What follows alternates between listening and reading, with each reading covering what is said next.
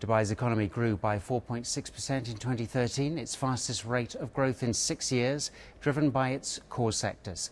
The economy rose to 325.7 billion dirhams, up from 311 billion the year before. That's according to figures from Dubai Statistics Centre.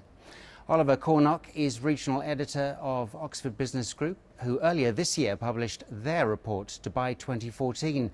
He's here to update us on projections as we head rapidly towards 2015. Oliver, many thanks for joining us on Emirates News once again. How important is it then for Dubai to continue to attract particularly international business to the many free zones, 22 free zones in fact in Dubai? Absolutely, and these free trade zones have become hallmarks of Dubai's success and something that we all speak a great deal about. The trouble is that other countries within this region, and indeed further afield, are talking about that success and trying to emulate it. So it has to come back to that focus on what makes a free trade zone work for a foreign investor.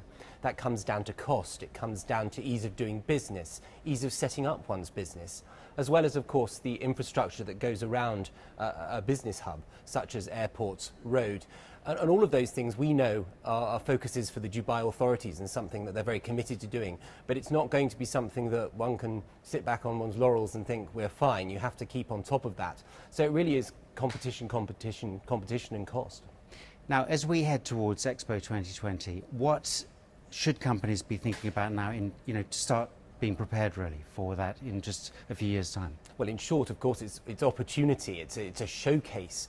And I think there are 2 points. In the longer term, companies operating or that will in the future operate out of Dubai before the Expo will need to get their house in order. They'll need to be prepared to have the scrutiny, the eyes of the world on them.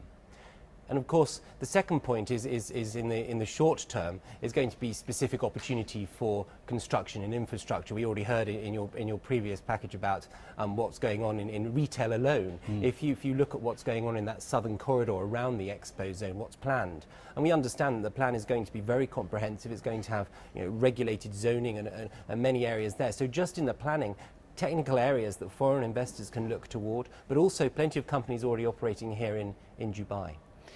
Now, Oliver, obviously the tourism sector is incredibly important for Dubai's economy. We know that. It's one of the main pillars of the economy. Now, how can we sustain this growth to meet the ambitious targets?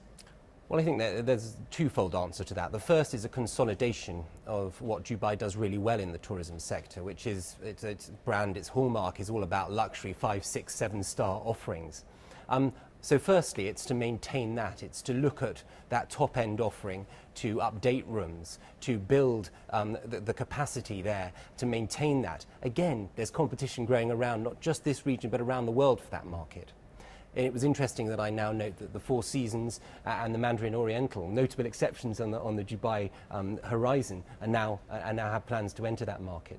The second point is to look towards the middle tier offering, which is something that perhaps hasn't been in the focus until recently. Really important, perhaps teaming up with operators, private sector operators, Emirates, to attract market that has not really been drawn to Dubai. With that, concomitant to that, comes the food and beverage offerings, the retail offerings that go with that particular niche tourism. That will ensure that going forward, the huge capacity that's being built will, of course, be filled.